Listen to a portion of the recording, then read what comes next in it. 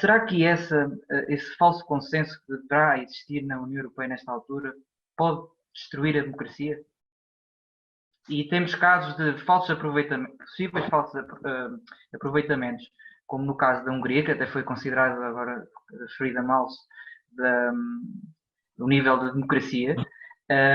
Será que isso não pode pôr em risco algumas democracias na União Europeia?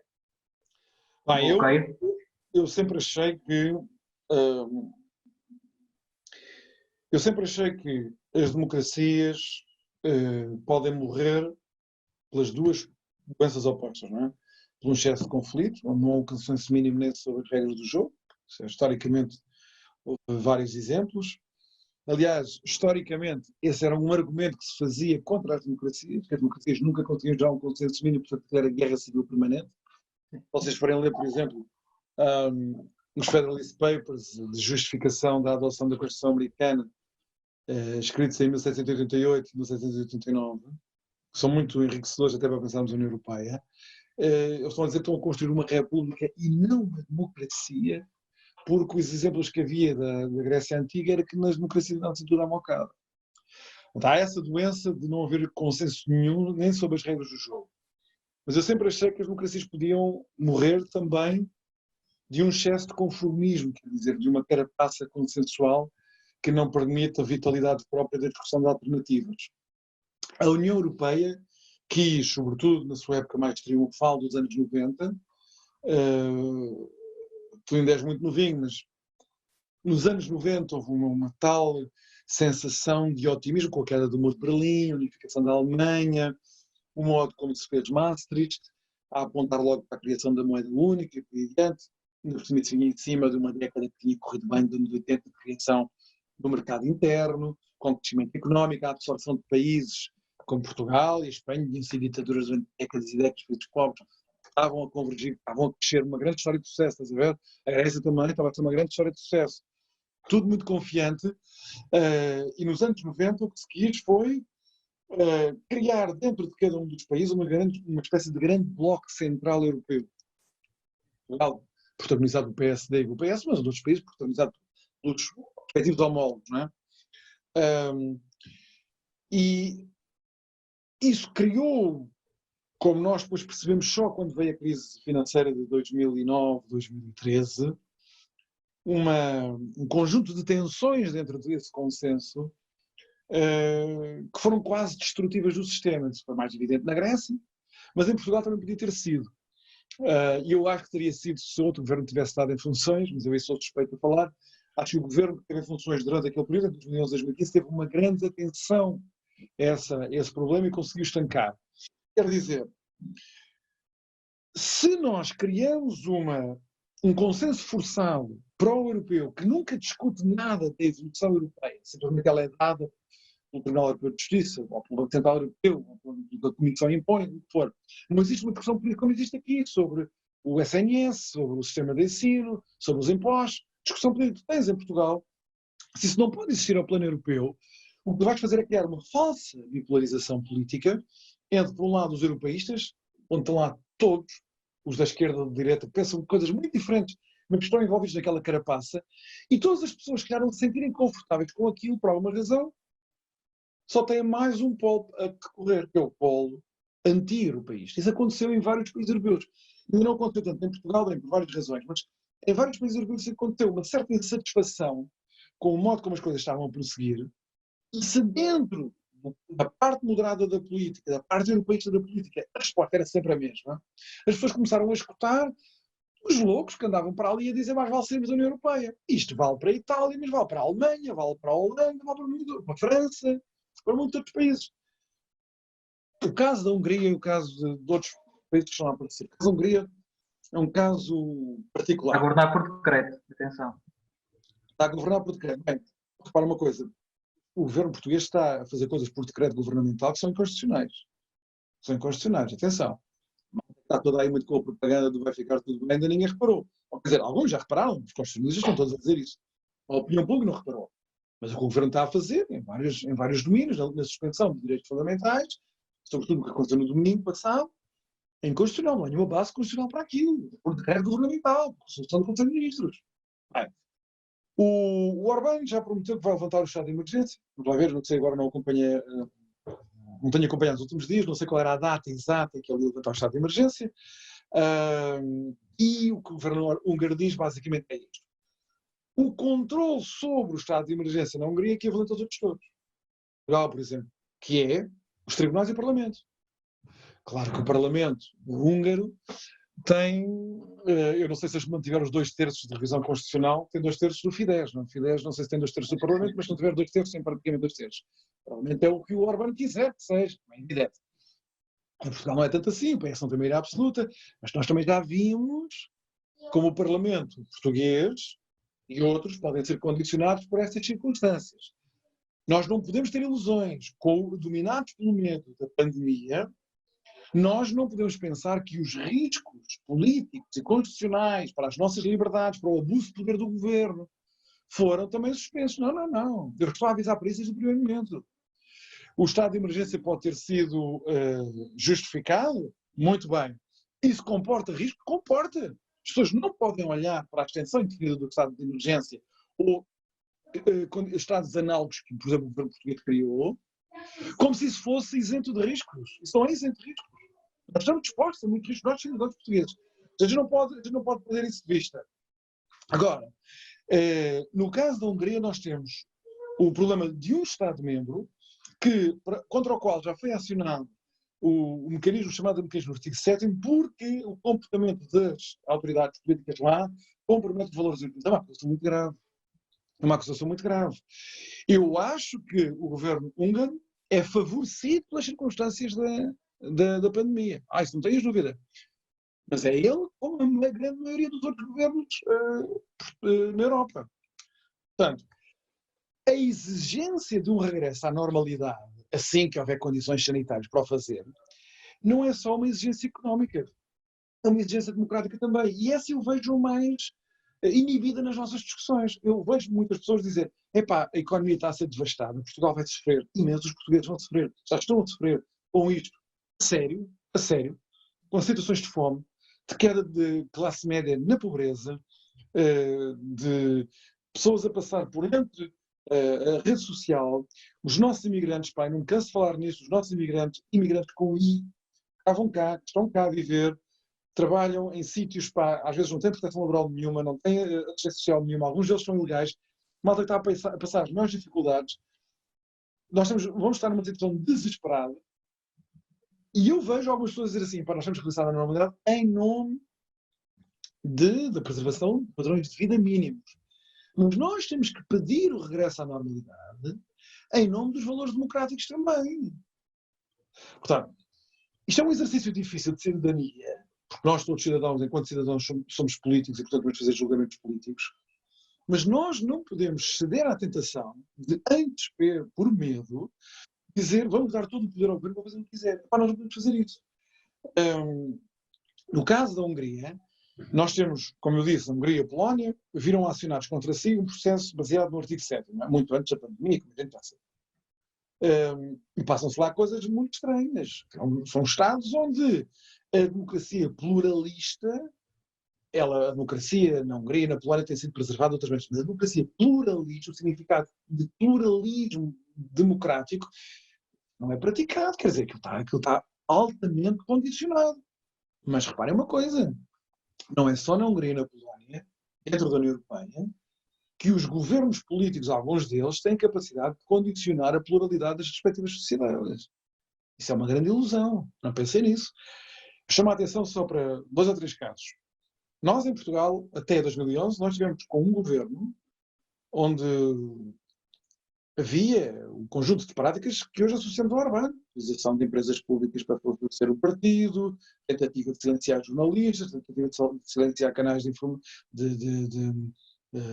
informação, televisão, grandes operações de corrupção envolvendo as grandes empresas do país, uma tentativa de controle económico e político do país como um todo. O governo fez isso. Em Malta, há jornalistas que são assassinados por fazer investigações contra o governo. Vamos lá ver. Malta é um país da União Europeia. São práticas que a gente normalmente censura na Rússia do Putin. Em Malta isso aconteceu. Jornalistas foram assassinados por investigarem corrupção no governo. Na Roménia, o colapso do Estado de Direito, nos últimos 5 anos, agora tem havido uma certa desvalorização, mas foi da maior gravidade. Não cumpriu nem de perto nem de longe padrões. O que estou a dizer é que os riscos para a democracia e para os valores europeus são muito mais baixos, vão muito mais além, incluem o Orbán e os polacos, o Kaczynski, mas vão muito além deles. Portanto, esta pandemia não favorece o controle dos valores democráticos. Nós vamos ter... Por isso é que nós temos de ter uma exigência cívica de escrutínio do governo aqui em Portugal. Não podemos estar a mandar nos outros. Podemos mandar aqui no nosso país.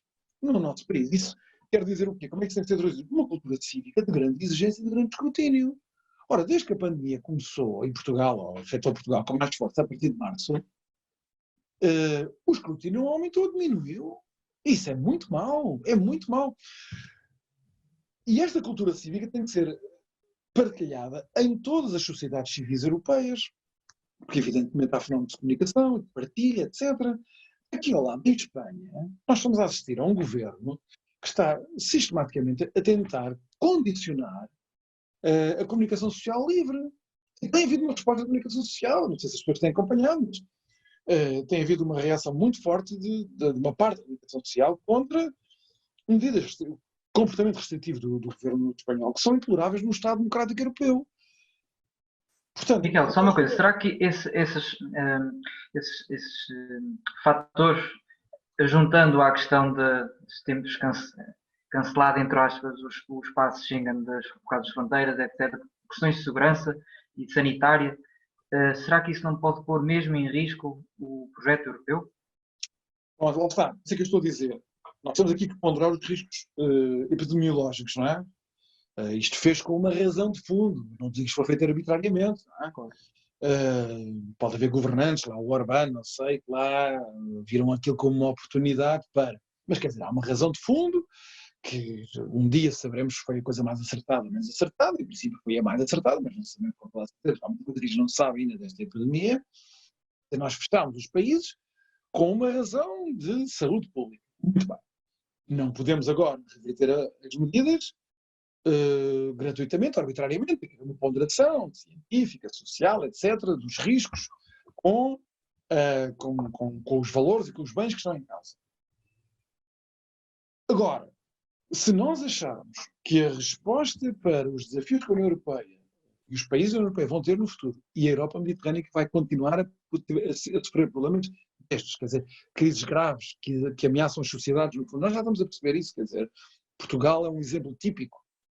Repara, alguém da tua geração teve um período de vida marcado por 3 crises, ou se quiserem 2 crises e meia, 2 delas muito fortes. Primeiro, 2002, 2003, não é? Uma crise económica grave em Portugal e financeira grave, não se converter numa coisa maior, porque, enfim, as circunstâncias eram outras. Em 2011 há um resgate com consequências péssimas para o país. E nós agora vamos ter uma crise económica em 2020, que em 2020 será certamente a pior que Portugal enfrentou em democracia, certamente nos últimos 70 anos. Porque vocês só têm experiência, praticamente, de Portugal viver em crise com uns intervalos em que há umas coisas. Por isso é que é de rir quando a propaganda oficial do regime tenta impedir à malta que Portugal vive milagres económicos quando a malta está aí toda 25% da mão de obra a ganhar o salário mínimo, quer dizer, coisas absolutamente disparatadas. Mas como há gente, como a vossa geração, que praticamente só vive em crise económica, há 2 ou 3 anos de crescimento económico medíocre, a malta acha que isto é um milagre. É uma loucura. Até porque não é nada disso que se passa no resto da Europa.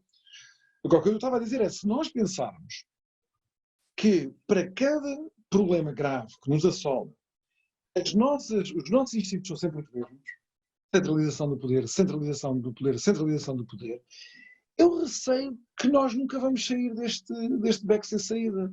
Portanto, nós temos que arranjar outros recursos de vitalidade cívica, política, cultural, intelectual, para devolvermos riqueza às nossas sociedades. No Mediterrâneo nós estamos a ficar estagnados com respostas coletivas.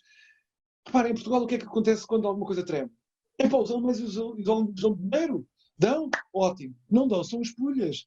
Quer dizer, é isto, é esta a resposta que nós temos como sociedade, que aqui anda há séculos. Não pode ser. Portugal tem que ser muito mais do que isso, com um país que está permanentemente na corda bamba. Nós estamos permanentemente na corda bamba. É assim que Portugal está há 25 anos. Quem está na corda bamba aguenta-se quando a corda está firme, não é? Se alguém que nos vem dar um empurrão, nós caímos. É assim que Portugal sistematicamente está. Por isso é que nós estamos sempre, se não nos dão o dinheiro logo, nós somos aos tiros, pá. Não temos recursos próprios. Nós não podemos continuar a viver assim. Portanto, há aqui um problema de resposta europeia à pandemia de curto prazo, mas também de longo prazo. A União Europeia decidir o que é que quer ser, como é que quer ser aquilo que quer ser, como é que vai olhar para a relação com a China, com a relação com os Estados Unidos da América. Repara, só um parênteses, só para tu perceberes onde é que eu quero chegar. Nós estamos desde a cimeira do País de Gales, desde 2014, com o compromisso de chegarmos a 2% do orçamento dos Estados-membros em despesas militares, compromisso que fizemos no contexto da NATO, desde 2014 com o Obama. Malta marimbou-se do país. Foi eleito o Trump e começou a dizer assim, paguem as vossas contas. E a malta começou, espera lá que isto agora é sério. Fez um espetáculo com a cooperação estruturada permanente, andava um a falar no exército europeu. Agora tu tens que pensar, com isto tudo que agora vai acontecer, 2020, 21, 22, 23, porque não acaba aqui, não é? De um período que vai ter 2, 3 anos. Esperemos que para Portugal seja só 2 ou 3 anos, não é? Até voltarmos à normalidade, digamos assim. São 3 anos. Nesses 3 anos, tu não vais ter uma convergência para os 2% nos Estados-membros da União Europeia. Quando muito, na melhor das hipóteses, terás no plano baixo em que já estás, se não houver reduções. Estás a ver? Portanto, quer dizer, nós não temos nenhuma concepção de longo prazo para onde queremos ir, porque até a prioridade das prioridades, o Macron falar nisto, Macron falava nisto, era quando o Kennedy dizia que os americanos iam à Lua. Cooperação estruturada permanente, é este o desígnio, é este o fim. Mas a vontade da própria Comissão de aumentar o orçamento pode ir saco roto. Como? A vontade que a Comissão tem de aumentar o orçamento plurianual, a percentagem referente ao PIB, sim, pode ser cair em saco roto. Não, eu acho que eles vão aumentar e esse compromisso já está feito, quer dizer, o compromisso político já está feito, vamos ver depois agora as negociações. Eu acho que vai haver praticamente uma duplicação do orçamento da União Europeia. Mas repara que isso, mesmo assim, do ponto de vista sistémico, da União Europeia como sistema económico, vai ser muito pouco. Agora vê como é que a União Europeia nunca quer resolver, nunca quer discutir nada. Isto é, as lideranças europeias nunca querem discutir nada. Nós dizemos assim, então como é que fazemos isto crescer? Eu tenho um conjunto de amigos que diz assim, que pensam nestas coisas, e gente muito séria, que diz assim, vamos criar recursos próprios. A União Europeia ter receitas fiscais, digamos assim, não se pode dizer exatamente assim, porque a União Europeia, a legislação não pode ter impostos, mas enfim, não passar esses pruridos. Vamos ter mais receitas próprias, recursos próprios. A União Europeia tem recursos próprios, como tu sabes, as taxas alfandegárias de produtos que entram do exterior, não é? Entram em Portugal, pagam taxa alfandegária, portanto isso é um recurso próprio da União Europeia, não é do fisco português. O fisco português paga uma parte, mas enfim, cobranças administrativas, etc. Mas vamos aumentar os recursos próprios. No fundo agora vamos passar por cima das questões jurídicas, impostos. Impostos europeus, que não vão para os Estados-membros, vão diretamente para o orçamento da União. A minha pergunta foi sempre a mesma. Eu acho isso tudo muito bem. Mas se o nível de fiscalidade médio na Europa já é enorme, comparando com os concorrentes europeus, Canadá, Estados Unidos, Mercosul, China, Sudeste Asiático. Se nós dizemos que em cima da fiscalidade que já existe nos Estados Nacionais, vamos acrescentar agora um alto nível de fiscalidade europeu para suportar um orçamento que valha não 2% do PIB europeu, mas por exemplo 10%, tu vais esmagar a Europa com impostos. Portanto, eu sou a favor de haver recursos próprios se houver um plano coordenado entre todos os Estados-membros de redução da fiscalidade dentro de cada um dos Estados-membros. Porque se não for assim, a conversa dos recursos próprios é apenas esmagar a Europa, não só injustamente, carregando as pessoas com mais impostos, como destruindo a possibilidade da Europa realmente concorrer com as empresas chinesas, indianas, da Indonésia, dos Estados Unidos, do Canadá, do México. Eu acho que isso é uma estratégia completamente suicida. Estes problemas têm que ser confrontados e não fazer, como muitas vezes vejo fazer, até às vezes alguns líderes europeus, é entrar numa discussão europeia como a gente tem discussões nos seminários académicos da universidade. Já disse, então e se criássemos uma estrutura que, bem, que no meu seminário académico, fazer experiências conceptuais, não temos que estar a lidar com as inconveniências práticas, não é? Um líder político europeu não pode fazer isso. Ou seja, não pode só dizer, olha, recursos próprios, porque é para haver um orçamento que valha 10% do PIB da zona euro ou da União Europeia. E os recursos próprios, quer dizer, vamos aumentar a fiscalidade em 10% do PIB. Mas isso é esmagar Portugal. Para não falar na Grécia, por exemplo. A Itália, que estão esmagadas de impostos como nós. É isso que a gente quer. Isto é uma loucura. Agora, só para acabar, sobre o orçamento europeu. É provável que se chegue a um acordo para duplicar no próximo quadro plurianual, duplicar ou quase a dotação orçamental geral global. Agora, o que nós temos de pensar é isto. Nós gastamos uma grande parte desse dinheiro em 2 ou 3 programas. São 2 ou 3 programas que ocupam o orçamento, que não lhe dá flexibilidade nenhuma, a flexibilidade típica de um orçamento, para discorrer a emergências económicas, ou crise financeira do euro, ou pandemia, comprar ventiladores, ou assistir aquelas empresas que estão neste momento a morrer por causa de não sei do quê. Isto é, nós temos os fundos europeus e a política agrícola comum. Só isso, os fundos europeus, os fundos de coesão, não é? Do Fundo Social Europeu, Fundo Social Europeu, Fundos de Coesão, fica ali com uma fatia quase total do orçamento da União. As despesas das instituições europeias, essas coisas todas. Calhar, nós temos de repensar, temos de manter esse modelo de orçamento. Quer dizer, se Portugal, por exemplo, que anda a receber fundos europeus, desse tipo, fundos de coesão há 30 anos, nós achamos que os tipos do Norte da Europa nunca nos dão nada, não é? Os tipos estão a meter dinheiro há 30 anos. E não é pouco. Façam as contas desde o primeiro quadro de fundos que Portugal recebeu. Quase 100 mil milhões de euros. Até hoje. Façam as contas e ver quanto é que isso dá. E quem pagou isso, naturalmente, foram os espanhóis, os italianos, foram os contribuintes líquidos. Já agora, o maior contribuinte líquido nos últimos 30 anos para o orçamento europeu, do qual Portugal é um grande beneficiário, não sei porquê, agora digo que é impopular dizer o que eu vou dizer. Vê bem, apontar um facto é impopular. O maior contribuinte líquido, de longe, per capita, por habitante, é a Holanda, desde há 30 anos. Os tipos que a gente disse que eram chuvinas, insuportáveis, para uns nazis e não sei o quê. É um facto. Não vale a pena dizer, não, é um facto. Eles ganharam muito com a Zona Euro. Ganharam também muito com a Zona Euro. Mas foram outros que meteram lá mais dinheiro. O que eu estou a dizer é, se Portugal quer manter esta lógica que é mais ou menos clientelar, em que um Estado recebe transferências de outros Estados com o argumento de que nós somos pobres, mais pobres do que vocês, e nunca mais vamos convergir para aí. Porque quando eu era adolescente, nos anos 80, e os fundos começaram a chegar no final dos anos 80, a ideia era outra. A ideia era, para haver mercado interno, Portugal, por exemplo, ou Espanha ainda não estão em condições de participar porque são mais pobres, vamos dar dinheiro para eles investirem no seu tecido produtivo, para depois termos um mercado interno onde eles têm que estar em concorrência com os outros todos. Ok? O que aconteceu foi que, se nos anos 80, 90, Portugal e a Espanha iam convergir, a Espanha em grande medida convergiu, Portugal ia convergir para os níveis europeus de rendimento per capita, e nós chegámos a 2020 e por cento que nada disso aconteceu. Não aconteceu. A nossa convergência com a União Europeia acabou há muito tempo. Portanto, quando nós dizemos que nós queremos mais dinheiro desse tipo para, no fundo, ser uma transferência permanente de Estados do Norte da Europa para Estados do Sul, neste caso Portugal, que se pensa assim mesmo, Portugal pensa-se assim mesmo como mantendo para todo sempre essa relação de dependência, mantendo para todo sempre essa relação de inferioridade económica, para mim isso é uma coisa que me entristece. A mim entristece-me. Porque significa que nós achamos que não somos capazes de ir além disto. Atenção, não era esse o entendimento da sociedade portuguesa nos anos 80 e nos anos 90. É um grande otimismo de que nós, poderíamos demorar 40 anos, 50 anos, mas nós iríamos todos convergir para o mesmo sítio.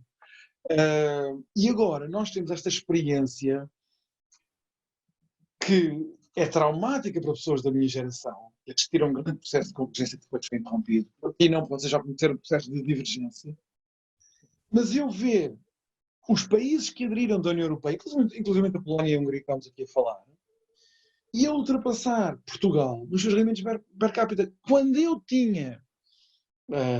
fui para a universidade, quando eu tinha 18 anos, portanto haverá talvez malta com 18 anos a ver aqui esta gravação, quando eu tinha 18 anos, se me dissessem que Polónia ia ter um rendimento per capita superior ao português, era de gargalhada. Era de gargalhada. A Polónia era paradigma de um país mais pobre que Portugal. O trabalhador português estava melhor que o trabalhador polaco. Muita coisa da Hungria, da Eslováquia, da República Checa. Hoje, esses países estão a ultrapassar todos. Alguns já ultrapassaram, outros estão a ultrapassar Portugal. O que significa que Portugal tem de fazer traduzir, até na sua política europeia, uma ambição e um desejo de não ficarmos presos nisto. É uma espécie de corrida para o fundo. Portugal, daqui por 15, 20 anos, acaba a ser o país mais pobre da Europa. Ali a disputar o lugar com a Grécia, com a Roménia, com a Bulgária, quer dizer, ou se a Sérvia aderisse, ou com a Macedónia. Para aí que nós estamos a caminhar há 25 anos. E eu acho que as políticas europeias de Portugal devem refletir uma ambição diferente, não sempre a mesma coisa. Das Então, modas, que desculpa, não são maus, são egoístas, que não são solidários. eu pegava até nisso mais para a frente, até dado que a nossa conversa já está mais adiantada, para te fazer um desafio. Que cerca de 1 minuto, 2 minutos, deixas uma mensagem para os jovens que nos estão a ver sobre o futuro da União Europeia e deles próprios. Então, meus caros, isto é complicado fazer isto em 2 minutos, mas aqui vai.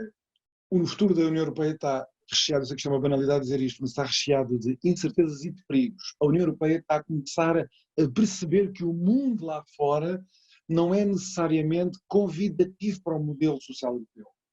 Ora, vai-vos caber a vocês, a mim também cabe, à minha geração, mas à vossa certamente, baterem-se pela preservação e pela expansão daquilo que se convencionou chamar o modelo social europeu. E o que é o modelo social europeu? Uma coisa muito simples, é democracia representativa constitucional, assenta em liberdades, direitos e garantias dos cidadãos e uma economia de mercado com um Estado social por cima. Este é o modelo social europeu. Não se deixem enganar com outras conversas de que o modelo social europeu é estatizar isto tudo ou é retirar o Estado disto tudo. O modelo social europeu é isto. Ele vai estar ameaçado por um conjunto de desafios demográficos, geopolíticos, como estamos a ver, com a presença de blocos industriais estrangeiros que não estão necessariamente interessados no bem-estar europeu, mas na sua própria ideia de domínio, de segurança lá deles. É assim, nós temos que contar com isso. Nós temos imensos desafios pela frente. O que é que nós podemos fazer em cada instante das nossas vidas? Em primeiro lugar, sermos livres a pensar. Eu estou muito preocupado com as possibilidades de pensamento livre em Portugal, genuinamente livre. Isto é, de não termos que apanhar sempre com a manada, irmos sempre atrás do rebanho. Se os jornais fazem todos campanha ou as televisões com uma determinada ideia no plano europeu, não temos que ir todos atrás. Pensem, desafiem, critiquem, escrutinem, sejam céticos. É muito importante vocês cultivarem uma atitude cívica, construtiva e cética. Esse é o primeiro passo para nós termos uma Europa mais forte e mais confiante em si própria. Eu tenho muito receio de uma atitude generalizada das sociedades, sobretudo aqui na Europa mediterrânica, por medo, por medo, por insegurança económica, que nós rendamos as nossas possibilidades de agarrar o nosso próprio futuro. Eu acho que isso é muito importante. O futuro ainda está nas nossas mãos, mas para isso nós temos que o desejar, estão a ver? Não o ponham nas mãos de nenhuma elite, nem de elites partidárias, nem de elites tecnocráticas, nem de elites empresariais, nem sequer de elites culturais. Cada um a pensar pela sua própria cabeça. Esse é o maior ato de resistência e de liberdade que nós podemos ter nos nossos dias. Obrigado, Miguel, pela tua mensagem e pela tua disponibilidade de teres participado nesta edição. Desejo tudo de bom e é sempre um gosto falar contigo. Para ti também, Luís. A mesma coisa para ti, para a malta toda do vosso grupo, e continuem com estas iniciativas, porque isto é muito bom. Muito obrigado e um grande abraço. Um abraço.